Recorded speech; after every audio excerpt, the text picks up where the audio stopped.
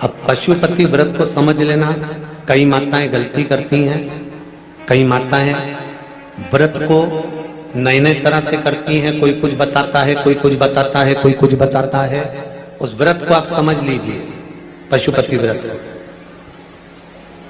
पशुपति व्रत 5 सोमवार का होता है। कितने सोमवार होते हैं अच्छे से समझ लेना। 5 सोमवार का व्रत है। आज अष्टमी का दिन आप लोग अच्छे से समझ लोगे तो आपको फिर कोई ये नहीं होगा कि मैंने व्रत करा और मेरा काम क्यों नहीं हुआ। उसमें अपने को अपनी गलती छांटना है कि गलती कहां हो गई। पशुपति व्रत 5 सोमवार का होता है। बीच में किसी सोमवार पर यदि एकादशी पड़ जाए या कोई तीज पड़ गई या कोई त्योहार पड़ गया, कोई नवरात्रि का व्रत कर रहे हो या कोई त्योहार का व्रत कर रहे हो या कोई तिथि का व्रत कर रहे हो और उस दिन सोमवार पड़ गया, अब आपने विचार करा कि मेरा पशुपति का भी व्रत है और साथ में तीज का भी व्रत है, तो कौन सा व्रत करूं मैं। तो उस समय पर आपको पशुपति व्रत छोड़ देना चाहिए। फिर आप तीज का व्रत कर लो या चतुर्थी का करती हो तो चतुर्थी का करो, छठ का करती हो तो छठ का करो, नवरात्रि के व्रत करती हो तो नवरात्रि के करो।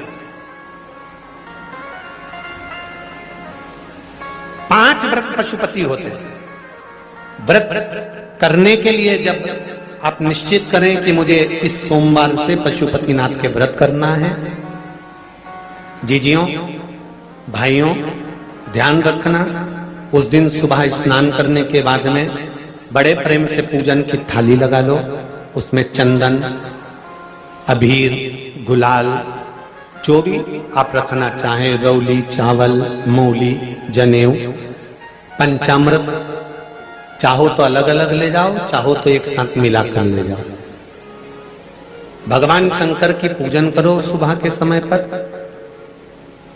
और शिव जी का पूजन कर कर आराधना कर कर भगवान शंकर से प्रार्थना करो, हे शिव जी, हे ओगड़दानी, हे त्रिकालदर्शी, हे कैलाशी, अविनाशी, आज से मैंने पशुपति व्रत प्रारंभ करे। बाबा मेरा ये व्रत इस कार्य के लिए मैं कर रही हूं, आप स्वीकार करना, बाबा को निवेदन करना।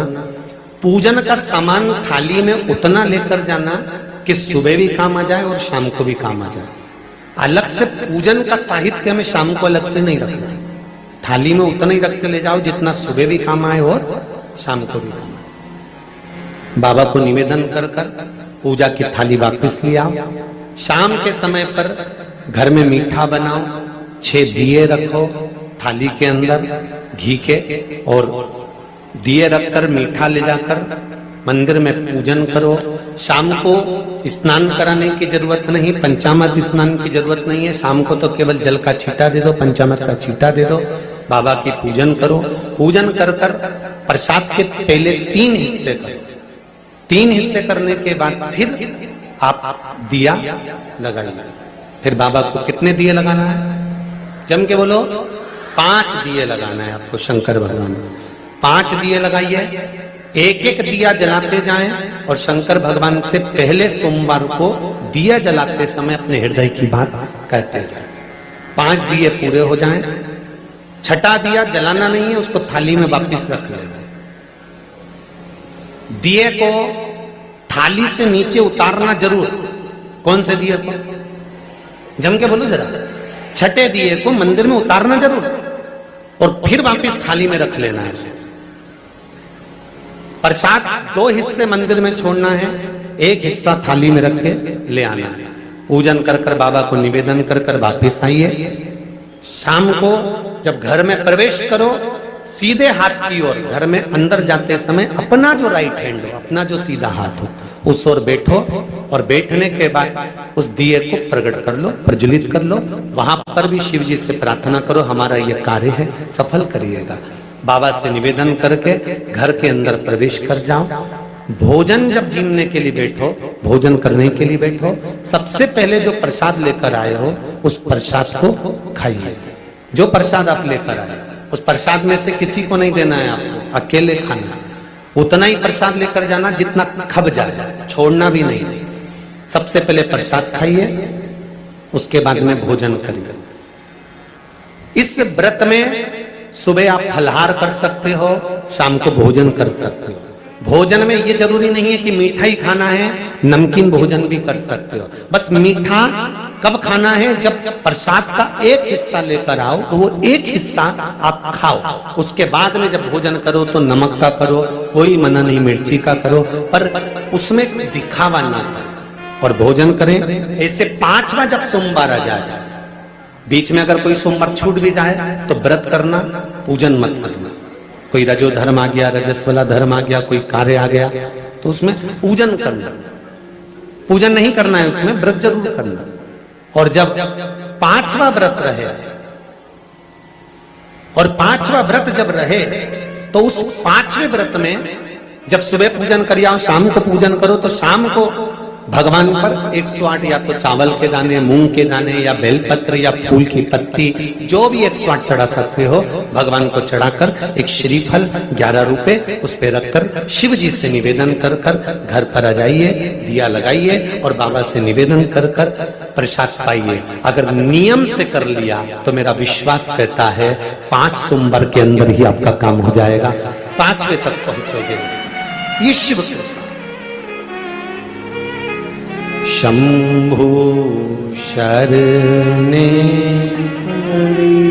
मांगू घड़ी घड़ी दुख दया करी में दर्शन आपो। 5 व्रत पूर्ण कर, एकादशी पड़ जाए, रजस्वला धर्म पड़ जाए, कोई कारण पड़ जाए तो फिर व्रत को आगे बढ़ाए, पर 5 गिन के 5।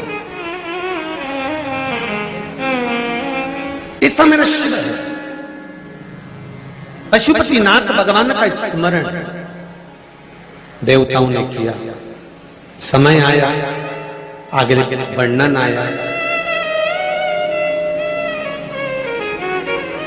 अंधकासुर मारा गया तब हिरण्याक्ष को क्रोध आ गया।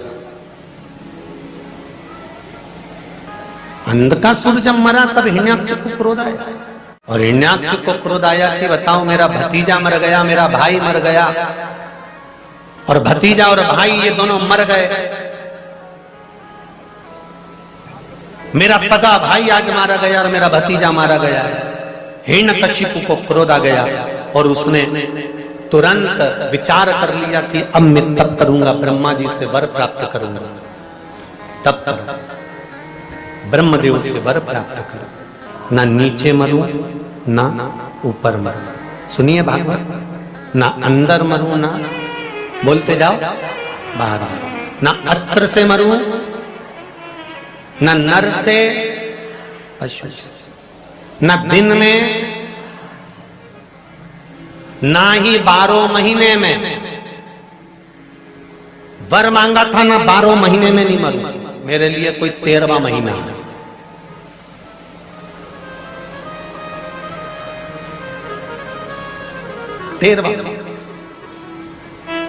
ब्रह्मा जी ने कह दिया तथास्तु, और हुआ वही।